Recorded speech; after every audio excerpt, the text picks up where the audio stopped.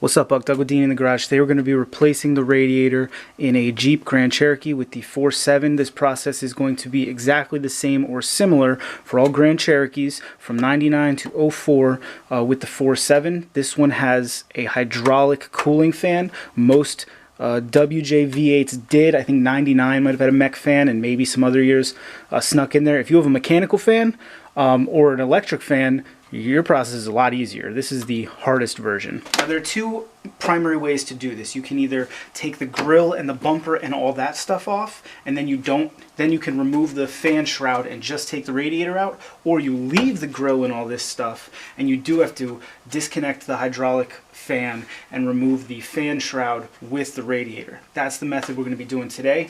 I've identified that as the easier method. I know there are a ton of videos out there on how to do this, and I identified two issues with all the videos on replacing the radiator in a 4.7. Either they're 6-minute videos that are like shakily taken with a cell phone and it doesn't really show you anything, or they're 45 minutes long and they show you everything, every thread of every bolt coming out. So this is going to be a concise, abbreviated video. If you want to see every thread of every bolt, there are other videos where you can do that. My goal here is to show you every single step as simply and quickly as possible.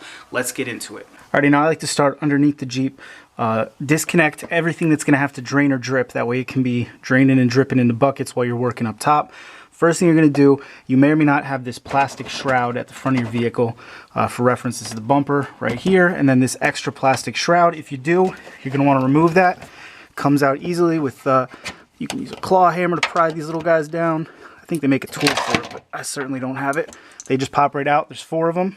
Once these 4 little plastic clips are out of the way, this thing will pop right down.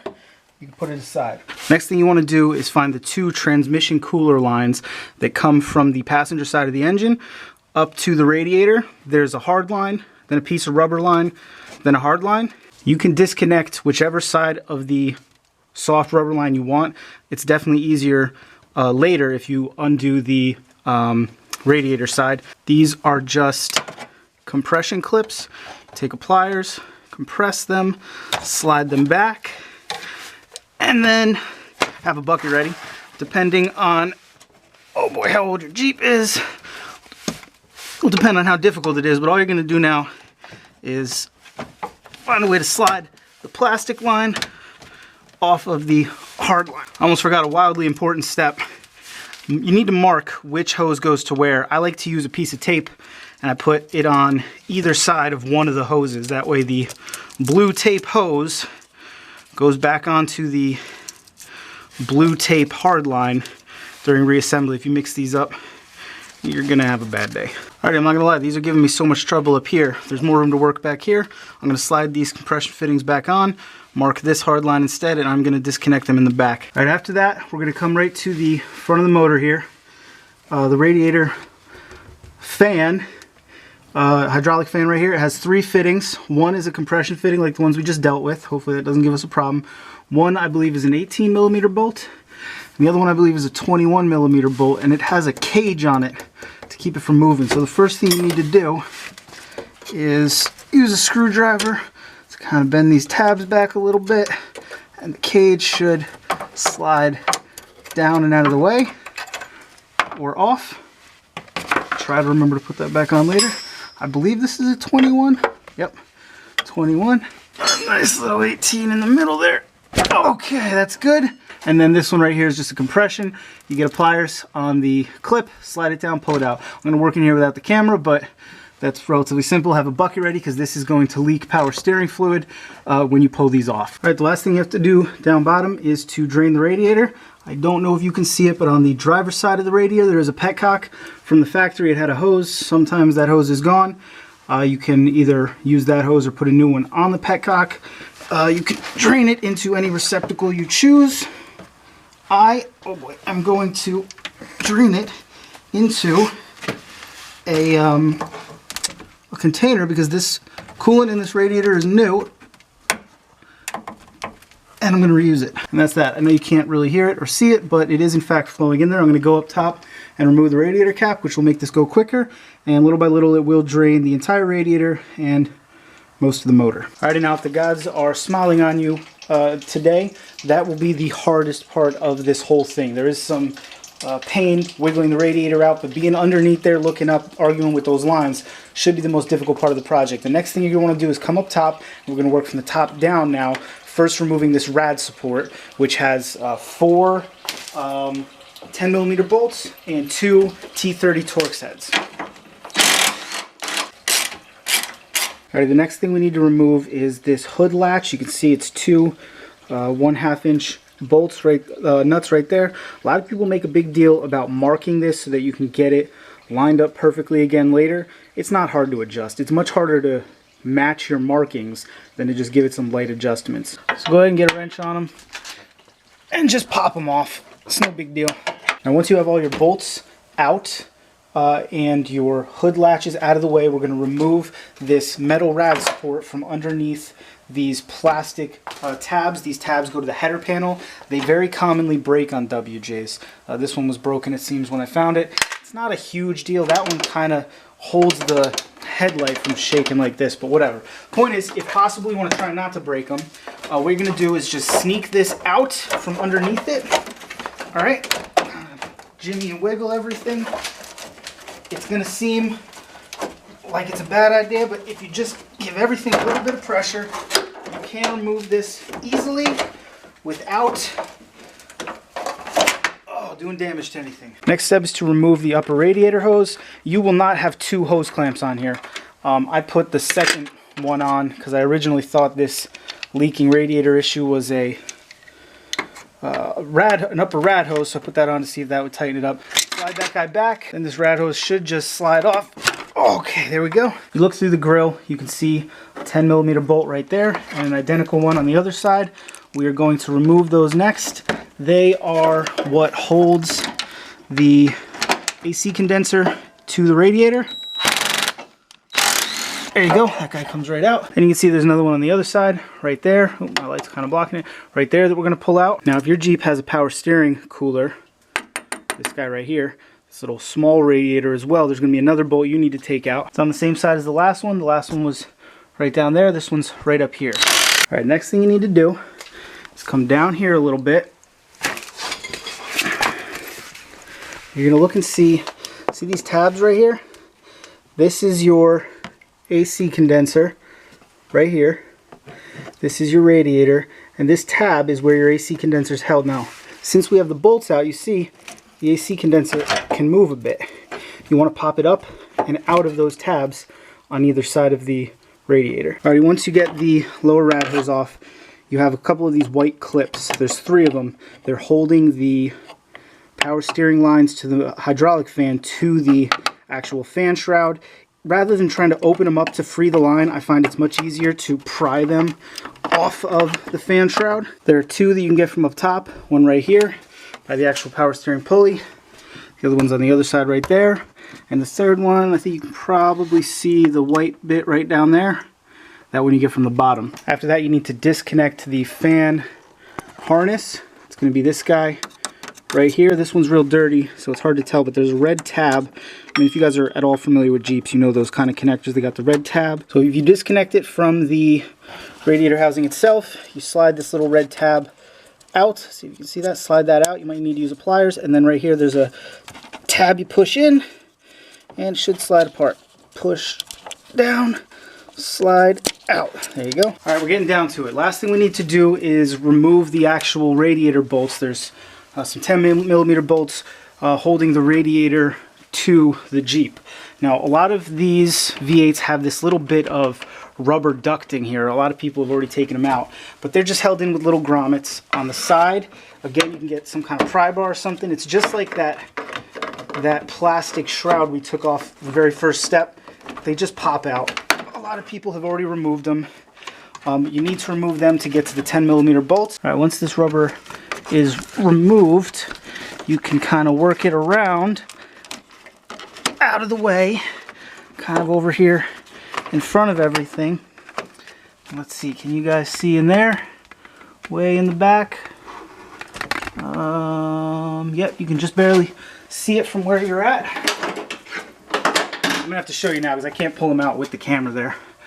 Way back here, that's what's holding the radiator, well, the That's what's holding the fan shroud to the Jeep, and the radiator is being held to the fan shroud. So you got to take that out. One on either side. You can access it right through the grill, or you can go in through the top with a socket. And then we're just about ready to pull the radiator out. At this point, you can see the radiator is not attached to the vehicle anymore. And the only thing that's keeping it in place are these two rubber feet on the bottom that kind of pop into the bottom rad support. Now you can get under there with a pry bar and pop them, but sometimes you can just pop it out up top. Let's see if we can... Yep, okay. Oh, I almost forgot. You obviously need to remove the hose for your reservoir. That just sort of twists off. There's no pressure fitting or anything for that. Pop it off, set that aside, over yonder. Whatever. I've already got the one side popped out. I should be able to, pop this side out. All right, now the real fun begins. Both sides are popped out of the bottom. Everything that needs to be disconnected is disconnected.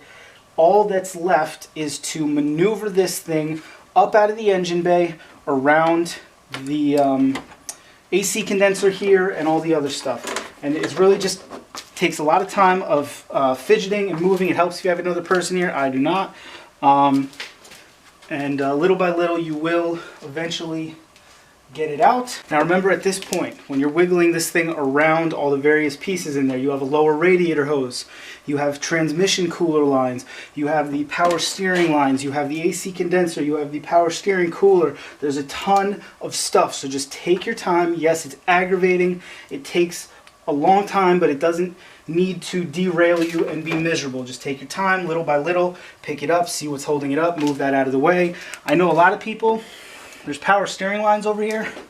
A lot of people will get a big screwdriver on them and just pry them a ½ an inch away from the radiator. A lot of people have found that helps. I don't know if I'm going to need to do that on this one. We will see. I'm not going to drag you through. This is why a lot of the videos are 45 minutes long.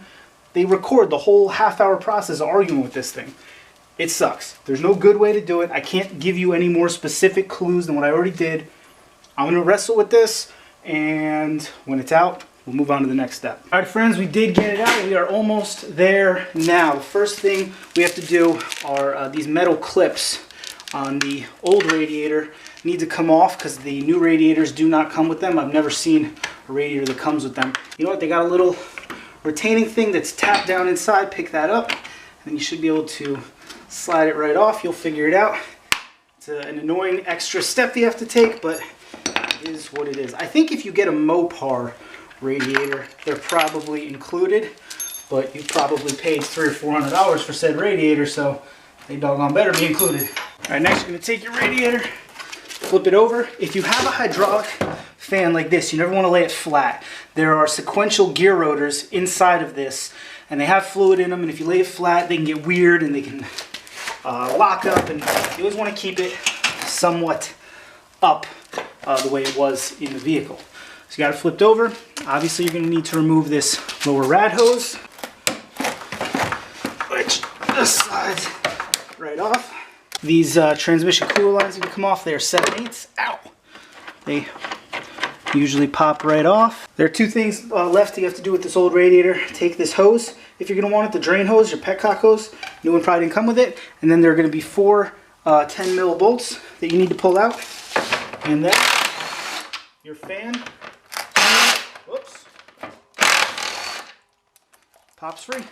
Comes right off. There you go. You're going to need to take the threaded inserts that we're holding the fan on as well. They all come off. Then on your new radiator, you do everything in reverse. You install all these little threaded inserts. You're going to attach your fan. Once your fan's installed on the radiator, you can go ahead and install your transmission cooler lines. They actually line up in little grooves on the fan shroud, so it makes it nice and easy. You want to make sure these are nice and snug, because if they're not tightened down, you cannot get to them later to tighten them down, and you have to take the radiator all the way back out again. Now I'm going to wait till this fan is back in the vehicle to put the lower radiator hose on. I think it's going to be easier that way. There's no big secret to reinstall. I'm not going to film it. That's just going to make this thing long for no reason. Do the opposite steps. Get the thing inside the vehicle first, then attach the actual fan radiator assembly to the vehicle. Then you start hooking all your lines back up. Then you can put your rad support on. I'm going to go do all that, and then I'll check back in with you guys when I'm ready to fill it with coolant. Alright friends, we are 99% there. We've got the upper radiator hose in, we've got the lower radiator hose in, we've got our reservoir line back on, everything's tied in and tight. We have our, probably not going to be able to see because I don't know where the flashlight is, but all of our coolers, our power steering cooler and our AC condenser are in the right place and bolted to the radiator. The only problem I had with reinstall, and don't get me wrong, there's a lot of jimmying and jangling and moving this and everything. It takes a little bit, but I didn't film it because you don't need to see it. Just do the opposite, take your time, don't try to force anything, and you will be fine. The only problem I had is this. When I was reinstalling the power steering lines to the hydraulic fan, I don't know if y'all are going to be able to see this, but this was the O-ring on the larger of the 3 lines. It's clear, it's screwed up, you know, it's KO'd. That probably happened when it was being removed, whatever. So I went down to the local parts store and I got a replacement. I'm not sure what size this is. I couldn't find anything online. These are both 10 millimeter O-rings. This one is 2 millimeters wide, the actual material. This is 2.5. I think this is going to be the guy. A 10 millimeter O-ring, 2 millimeters wide, neoprene. I'm going to slide this on, crank it all down, and then we should be good to go. The point of telling you this is give your O-rings a look, because you don't want to, if I had put this back together, this would have leaked. There's no chance that this was going to be fine. You can see it's all squished and it's KO'd. It's entirely possible that these are single use. I don't know that for a fact, but if you have an O-ring kit or something, or maybe you want to grab one before and just change it because you're in there, maybe that's a good idea. Alrighty friends, I got it all back together. We're running it now, let it get up to temperature, but so far, so good. Alright friends, that's all there is to it. I filled up the system, ran it through a couple of heat up and cool downs to bleed the radiator out. I drove it around the block. I got it hot enough that the hydraulic fan would come on. Everything is perfect. Should be noted that I did have to add some power steering fluid. The transmission fluid didn't really look low, so I let it go. It did take a few times. Took like 2 or 3 little adjustments to get the hood latch all lined up again. C'est la vie. If you have any specific questions on anything I didn't cover, again, I was trying to make this a brief video to give you an overview. By all means, leave me a comment down in the squawk boxes. As always, thanks for watching. See you next time.